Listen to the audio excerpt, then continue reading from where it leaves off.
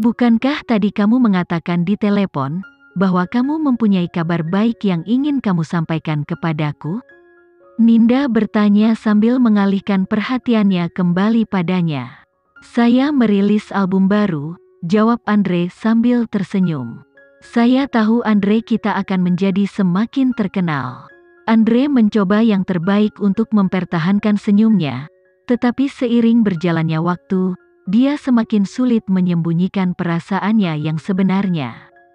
Saat dia hampir menyerah, Amelia tiba-tiba muncul di belakang mereka dan berkata dengan sikap profesional, "Andre, Tuan Lukas ingin bertemu kita di kantornya." Andre tiba-tiba merasa seperti dia telah diselamatkan ketika dia berkata kepada Ninda, "Aku akan pergi ke pertemuan dulu. Aku akan bicara denganmu nanti." "Oke." Ninda menganggukkan kepalanya penuh pengertian. Setelah itu, Andre berbalik dan pergi. Saat dia pergi, dia berpikir dalam hati, dia tidak pernah membayangkan bahwa Ninda yang baik hati dan murni akan memiliki sisi lain dalam dirinya. Amelia melirik sekilas ke arah Ninda dan berbalik mengikuti Andre. Baru setelah mereka memasuki lift, barulah dia bertanya, "Jika kamu tidak bahagia, mengapa kamu menyembunyikannya?" "Karena aku tidak ingin dibutakan oleh rasa iri dan ragu. Aku perlu mencari bukti terlebih dahulu. Wakil Presiden Lukas tidak memintamu.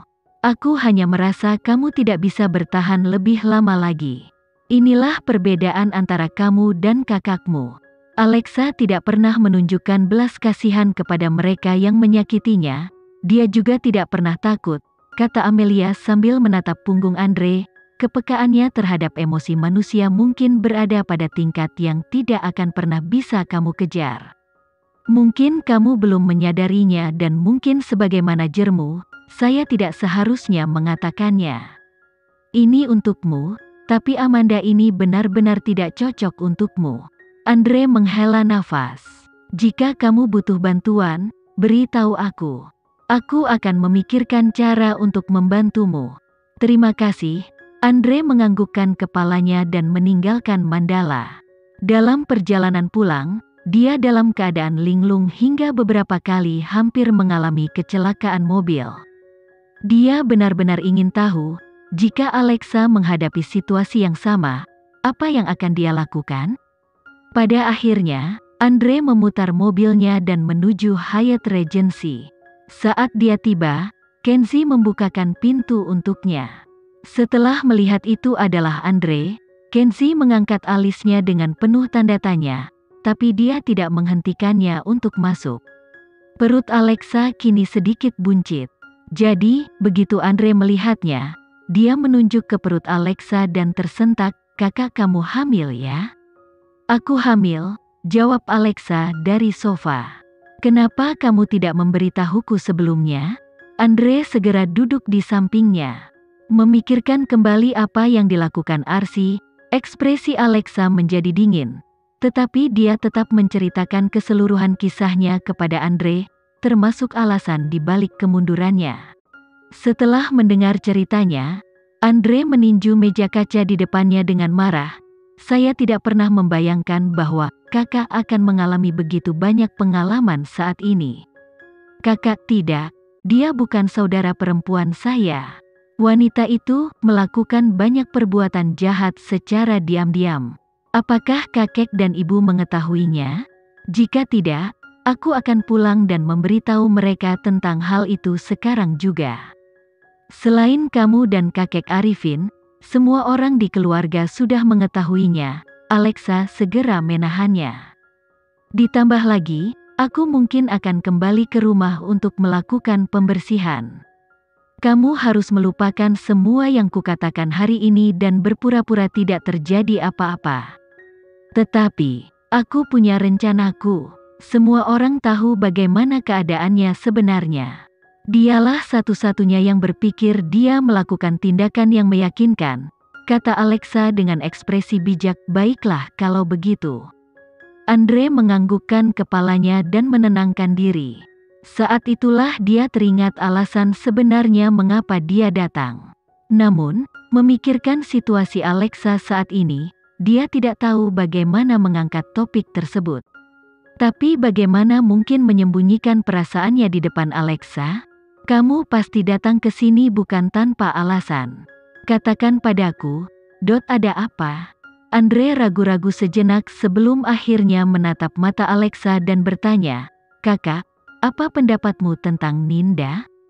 "Aku tidak terlalu mengenalnya," jawab Alexa lugas. "Kenapa kamu tiba-tiba menanyakan hal ini padaku? Aku sudah bilang padamu aku berkencan dengannya. Apa yang akan kamu katakan?" Mendengar ini, ekspresi Alexa berubah. "Jika kamu merasa tidak ada yang salah, maka kamu tidak akan datang menemuiku." Alexa menunjukkan masalahnya.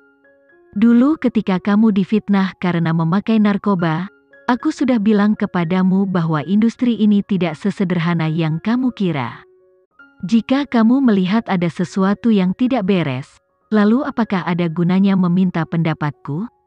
Andre terdiam, dia tidak punya hal lain untuk dikatakan.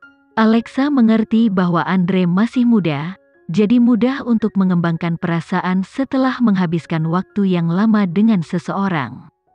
Jika mereka berdua jujur dengan perasaan mereka, maka dia akan ikut bahagia untuk mereka.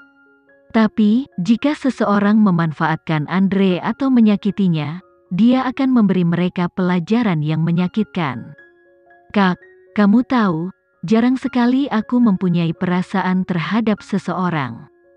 Jika kebenarannya adalah apa yang kamu pikirkan, maka itu tidak mengubah fakta bahwa kamu telah bertemu sampah.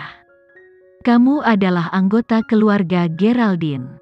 Alexa berkata dengan lugas. "Buktikan saja. Terlepas dari apakah itu kesalahpahaman atau kebenaran, kamu harus mengklarifikasinya terlebih dahulu." Andre menganggukkan kepalanya. Dia awalnya ingin terus mengobrol dengan Alexa, tetapi Kenzie langsung mendekati mereka untuk menyuruhnya pergi. "Kakakmu perlu istirahat." Mengingat Alexa sedang hamil, Andre segera menganggukkan kepalanya tanpa membantah. "Baiklah, aku akan pergi kalau begitu." Alexa ingin tertawa, tapi merasa tidak enak. Jadi, setelah Andre pergi, dia bertanya, "Tidak bisakah kamu bersikap lebih lembut padanya? Dia datang untuk mencuri waktu istriku, mengapa aku harus bersikap lembut padanya?" Kenzie bertanya balik. Alexa tidak bisa menahan tawanya. "Aku benar-benar tidak tahu apa yang harus kulakukan terhadapmu." Setelah meninggalkan Hyatt Regency, Andre langsung pergi ke apartemen Ninda. Saat dia memasuki pintu depan rumahnya, dia melihat pintu kamar tidurnya sedikit terbuka dan mendengar teriakan minta tolong datang dari dalam. Dia segera membuka pintu dan menemukan orang yang disebut teman sekelasnya, mencoba mencuri tas tangannya. "Andre, kamu datang tepat waktu. Cepat, tahan dia." Begitu pria itu melihat Andre mengulurkan tangannya, dia membuang tas tangannya dan melarikan diri. Ninda sangat ketakutan hingga dia terjatuh ke lantai sambil menangis. Apa yang sebenarnya terjadi? Dia benar-benar hanya teman sekelas.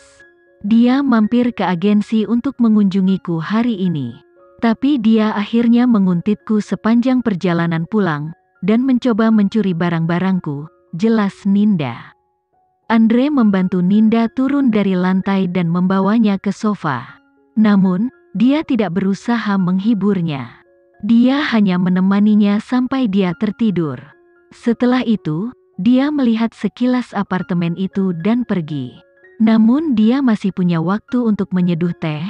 Saat apartemennya dibobol, bukankah respons pertamanya adalah membalas? Ditambah lagi, dia sangat sadar bahwa dia telah kembali ke rumah selama beberapa waktu. Kenapa dia menunggu begitu lama untuk mencuri barangnya? Tentu saja, masih ada kemungkinan pria itu menunggu. Tetapi, setelah beberapa hari, industri hiburan sepertinya sudah tenang. Saat Alexa menghilang dari pandangan semua orang yang sebelumnya memfitnahnya, merasa lega karena semuanya sudah berakhir. Namun, mereka tidak tahu bahwa Mandala selalu membiarkan balas dendam mereka sampai akhir. Faktanya, Mereka selalu membalas dengan cara yang pasti, sehingga mustahil untuk membalas atau menemukan celah. Misalnya, seorang aktor tertentu awalnya mendapatkan dukungan video game, namun kemudian mengetahui bahwa dia telah digantikan tanpa pemberitahuan sebelumnya. Lalu ada seorang penyanyi yang mendapat hasil lumayan di sebuah acara menyanyi, namun akhirnya tersingkir. Contoh seperti ini banyak sekali. Tapi, apakah itu perusahaan video atau produser acara? Mereka semua berhasil menemukan alasan atas tindakan mereka, sehingga para selebriti tidak tahu kalau Mandala terlibat. Sekian dulu ya video kali ini, kita lanjutkan lagi videonya di lain waktu. Oh iya, bagaimana menurut kalian? Semoga bisa sedikit menghibur kalian semua. Untuk teman-teman yang baru nonton, jangan lupa subscribe ya, hehehe. Dan kalau teman-teman ada yang ingin gabung langganan, bisa langsung gabung saja untuk dapat fitur yang menarik dan sedikit membantu Mimin. Terima kasih banyak sudah menonton, sampai jumpa lagi, bye.